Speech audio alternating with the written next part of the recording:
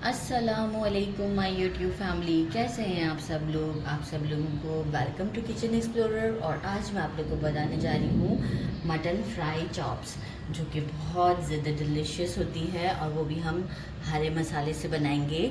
तो जो हमारे इंग्रेडिएंट्स हैं वो कुछ यूँ हैं कि मैंने ले लिए थे 2.5 किलो के करीब ये मैंने चॉप्स लिए थे। और देखिए चॉप्स के साथ जो है वो मैंने क्या किया था, कुछ सीने के पीस भी डलवा दिया। जो सीना होता है ना, वो भी थोड़ा सा इसी तरह रिब्स की काइंड में ही होता है, तो वो मैंने डलवा दिया है ताकि जो है वो एक अच्छी क्वांटिटी हो जाए मेरे पास। तो ये अच्छे से मैंने वॉश कर लिया है। फ़ैट का पार्ट रहने दीजिएगा, फ़ैट को नहीं निकालिएगा। ये मैं रिमूव कर दूँगी, मुझसे मिस्टेक हो गया, ये वाला पार्ट रह गया है, मुझसे मुझे नज़र आया, मैं अभी रिमूव कर दूँगी, ठीक है। अच्छा, अब मैंने क्या किया है कि अगर ये 2.5 किलो है तो मैंने लिया है 5 टेबलस्पून जिंजर गार्लिक और हरी मिर्च। हरी मिर्च इसमें 7 थी, ठीक है, और बाकी जिंजर गार्लिक है। तो आप 7 ग्रीन चिलीज़ के साथ इसका एक प्रोपोर्शन मिक्स कर लीजिएगा कि 5 टेबलस्पून ये फ्रेश जिंजर गार्लिक पेस्ट होना चाहिए। मैंने लिया है 1.5 टीस्पून या 1 टेबलस्पून भी अगर आप करना चाहें तो कर दें, सॉल्ट लिया है। 1 टेबलस्पून ज़ीरा लिया है। 1 टीस्पून मेरा अपना गरम मसाला है, ख़ुद का पिसा हुआ। इसकी रेसिपी आपको जल्दी मिल जाएगी, इस वीडियो से पहले ही आ जाएगी। और जो है वो 1 टीस्पून मैंने लिया है ब्लैक पेपर। हम ब्लैक पेपर को सिर्फ रोकेंगे क्योंकि हमें एग्स के साथ बाद में से फ्राई करना है, तो बस अभी हम ब्लैक पेपर को रोकेंगे। बाकी ये हम क्या करेंगे, जल्दी काम करना है क्योंकि गर्मी बहुत है। तो मैं ये पहले क्लीन कर दूं क्योंकि मुझसे मिस्टेक हो गया था, मैं साफ़ कर रही थी तो ध्यान नहीं पड़ा, वरना मैं अभी ही प्रेशर कुकर में डाल देती। क्लीन करके आपको शो कर देती हूँ। इनसे क्लीन करके प्रेशर कुकर में डाल दिया है सारा लहसुन अदरक और हरी मिर्च का पेस्ट। साथ ही में मैं क्या करूँगी, सॉल्ट ऐड कर दूँगी, ज़ीरा और हमारा गरम मसाला। ब्लैक पेपर को रोक लेना है। अगर आप अभी ब्लैक पेपर डाल देंगे ना तो होगा ये कि ये थोड़ा सा डार्क शेड पर आ जाएगा। और मेजरिंग 1 ग्लास के करीब बस वाटर ऐड करना है, इससे ज़्यादा नहीं, क्योंकि हमें इसे ओवर कुक नहीं करना है। हमें इसे जो है वो जस्ट 80 to 90% के करीब कुक करना है, क्योंकि बाकी हम इसे फ्राई करेंगे। तो बिल्कुल टूटना नहीं चाहिए ये। तो बस इस मोमेंट पर मैं क्या करूँगी, एक इसे स्टर दे दूँगी अच्छे तरीके से ताकि ये अच्छा सा मिक्स हो जाए। स्टोव मैंने अभी ऑन ही कर दिया है। अच्छा सा मिक्स दे देती हूँ और फिर मैं लगा देती हूँ लिड। तो मैं ज़रा मिक्स अच्छे से करके आपको शो करती हूँ।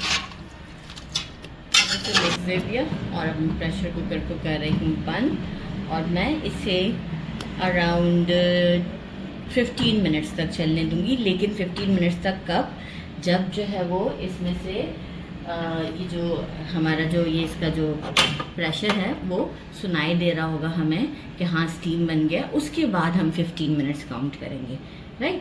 तो जैसे ही इसका प्रेशर ये स्टार्ट हो जाएगा फिर हम काउंट करेंगे। 15 मिनट्स के बाद मैं आपको शो करती हूँ।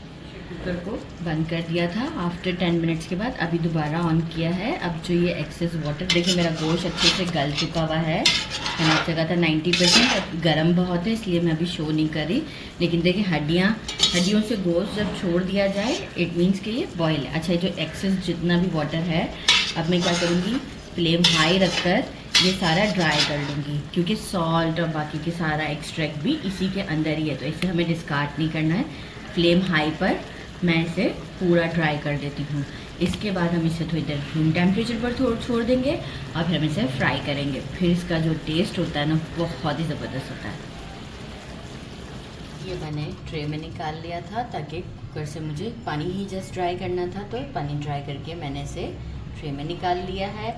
बाकी मैंने 3 एग्स ले लिए हैं और जो है वो उन एग्स के अंदर वो जो 1 टीस्पून ब्लैक पेपर कहा था मैंने, वो हम ऐड कर देंगे और अच्छे से हम विस्क कर देंगे। सॉल्ट की बिल्कुल ज़रूरत नहीं है क्योंकि ऑलरेडी जो है वो हमारे सॉल्ट इसमें चाँपों में बहुत अच्छी तरीके से है, मतलब उसका प्रोपोर्शन बिल्कुल परफेक्ट है।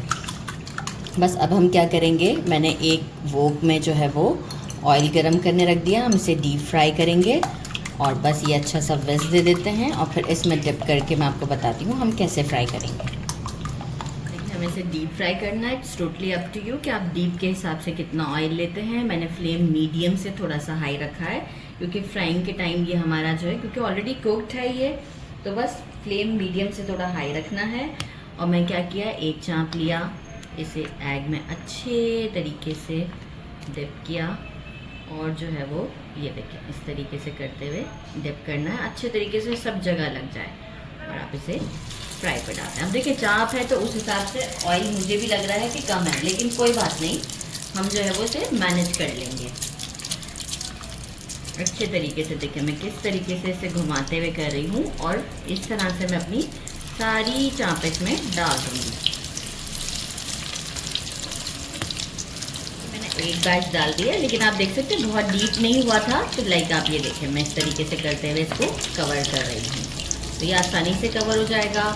और जैसे ही थोड़ा सा इसको भी आप देख लेंगे, देखिए ये है, मैंने आप ये देखें आराम से ये मैनेज हो रहा है क्योंकि कोटिंग नहीं उतरेगी इतनी आसानी से, क्योंकि ड्राई हम कर चुके हैं। अब क्या करेंगे, हम इसे टर्न करते रहेंगे और देखिए इस तरीके का गोल्डन होना स्टार्ट हो जाएगा, तो हम इसे डिश आउट पे ले जाएंगे। पहले तो हमने देखिए सेटअप मैंने रेडी रखा है, हम इसे सीध में निकाल लेंगे, राइट। इसके बाद मैं क्या करूँगी, मैं इसे हॉट पॉट में डाल दूँगी क्योंकि मुझे तो बाकी का बैच भी रेडी करना है, तो मैं इस तरीके से करते हुए हॉट पॉट में निकाल दूँगी और जो है वो आपको शो करती हूँ।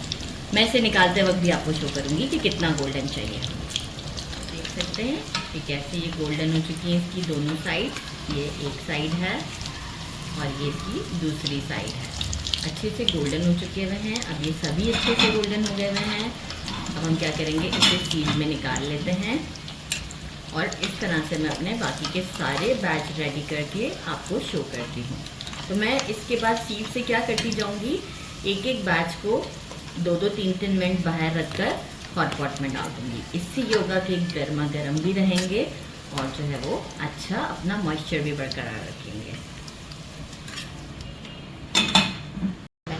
डिश आउट कर दिया, आप लोग चेक कर सकते हैं कि कितनी टेम्पटिंग लग रही है और नो डाउट ये टेस्ट में भी बहुत अच्छी है। साथ में पराठे बना लिए हैं, सैलेड, ऐसी अनियन रिंग्स में कट कर लिया, इमली की चटनी ये मेरे चैनल पर अवेलेबल है और ये केचप ये मेरे चैनल पर नहीं है। अच्छा अब हम आपसे ट्राई करके बताते हैं। तो हमने ये एक उठा लिया और साथ में मैं ले लेती हूँ इमली की चटनी और अब हम इसे आपको पराठे के साथ ट्राई करके बताते हैं।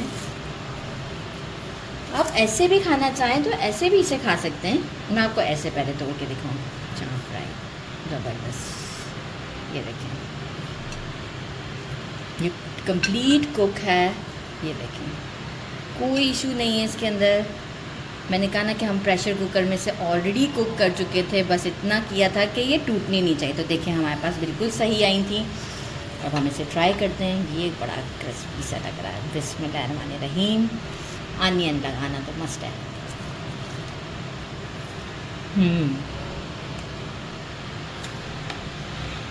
बहुत डिलीशियस है। पराठे के साथ खाना, पराठे के साथ खाना, ऐसे खाएं जैसे आपको अच्छी लगती है वैसे आप खाएं, लेकिन मुझे ज़रूर कमेंट में बताइएगा अगर आपने इसे बनाया है तो। मेरे चैनल को लाइक और सब्सक्राइब करना नहीं भूलिएगा। अपना ख्याल रखिएगा। अल्लाह हाफिज़।